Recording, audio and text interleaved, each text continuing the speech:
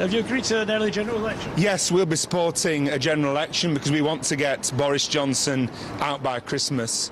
We've avoided a no-deal Brexit. That's been taken off the table because the EU have extended the deadline to the 31st of January. That means Boris Johnson, who's deeply untrustworthy, can't therefore push us out on a no-deal Brexit during a general election campaign. So Jeremy has made it clear, John McDonnell's made it clear, the team has decided that we'll be backing a general election because we can't leave these Tories in power any longer. They've done so much damage across the country in terms of austerity, public services, and we've got a manifesto of hope that will deliver a better society for everyone in our country. So we're up for the fight and we believe we're going to win it. We believe we can make Boris Johnson the shortest serving Prime Minister since a guy called Viscount Godric. He was Prime Minister for just 144 days in 1827. So we want to see Boris Johnson writing his Christmas cards from a country retreat that's not called Chequers. We're going to get him out. I can ask if there's any further caveats that you have, for example, the date or votes for 16-year-olds? We'll be pushing to get votes for 16-year-olds. We'll be pushing to allow EU nationals who can vote in other elections to be able to vote in this general election. But even if we don't get those things we really want, when push comes to shove, we're going to support a general election because people in our country deserve better than Boris Johnson and the Tories. They believe they're born to rule. They're going to now find out that they're not. And that'll be on the 12th, the 9th, whatever Boris Johnson puts forward. We just want a general election. We want to get them out before Christmas. That's what we've decided we're going to support today. That's what we'll support. Thanks for your time. Thank you. Fighting talk there from the Shadow Justice Secretary, Richard Bergen, also looking at some tweets reacting to this. Momentum saying Labour are officially backing an election, saying this is the opportunity of a lifetime.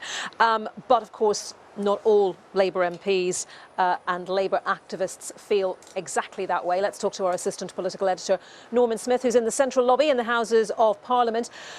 Yes, let's pick up on that first of all, Norman. How much reticence is there, do you think, if you were to try to divvy this up, how much reticence is there within Labour about an election versus support and that kind of fighting talk that we heard there?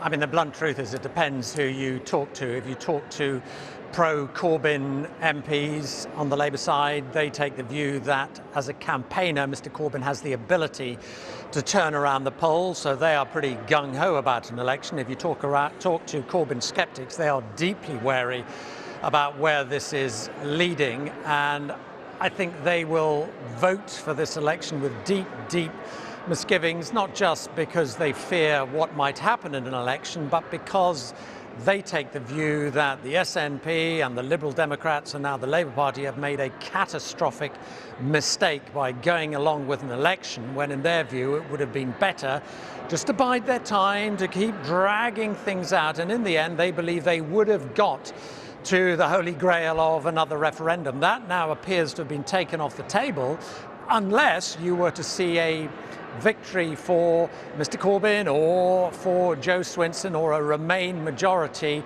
in the next Parliament. So I think many, many Labour folk will be approaching this election with a high degree of trepidation, albeit those around Mr Corbyn take the view they have a manifesto which they think will reach out beyond, if you like, the Brexit argument, that it is a set of policies which will appeal to a country frankly weary with austerity. And if they can shift the election away from just being a Brexit election to being an election about austerity, then they believe it's game on and they have a realistic chance. The danger, of course, is, as we've seen over the previous months, indeed years, Brexit has obliterated everything. And it strikes me as very, very difficult, with Brexit still unresolved, to just take that out of the election sort of headlights. And so the hard part, it seems to me, for Labour is trying to get the focus onto their message on austerity and away from Brexit. Yes, that's an interesting point you make, Norman. Is this going to be a referendum by proxy or something altogether broader? Just talking about next, any amendments that might happen, for example, one to extend the franchise to younger voters, how could that affect the pace of things? Well, if there was an amendment passed to extend the franchise to 16 and 17-year-olds, that would knock out the December election. Why? Because to put in place the necessary changes to ensure all 16s and 17-year-olds could have a vote would probably take the best part of a year.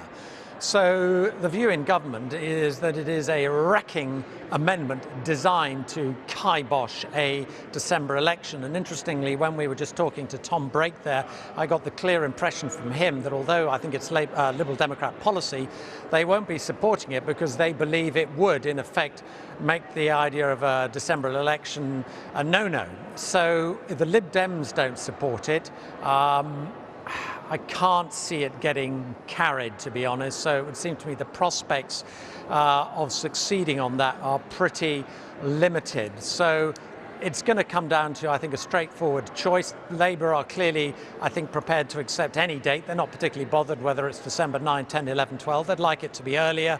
But we heard from Richard Bergen there saying, no, we'll take any date we can to get rid of Boris Johnson. And let's be clear, for Mr. Johnson, it's a huge gamble too, because he's going into a winter election. There will be questions about turnout in the dark and in the cold. How will that play with older voters who predominantly, yes, did back Brexit? How will it play with people who don't always vote? Again, people who did come out in the referendum to back Brexit. So there are question marks about whether turnout will disproportionately harm the pro-Brexit vote. There's also a question mark about whether voters will feel a bit cheesed off about having to go to the polls again, whether the likes of Brenda will be up in arms. And there's just the sheer electoral uncertainty of what will happen in Scotland. The Tories seem poised there, possibly to lose most of their seats. What will happen in southern Remain constituencies? Will they hemorrhage to the Liberal Democrats? And will they really be able to pick up Labour Leave seats where Labour MPs are sitting on humongous majorities? So for Boris Johnson, it is a huge gamble, and above all, he goes into the election having failed to deliver on do or die. So it is not a foregone conclusion that Boris Johnson is on to win this election. The stakes are still enormously high for him.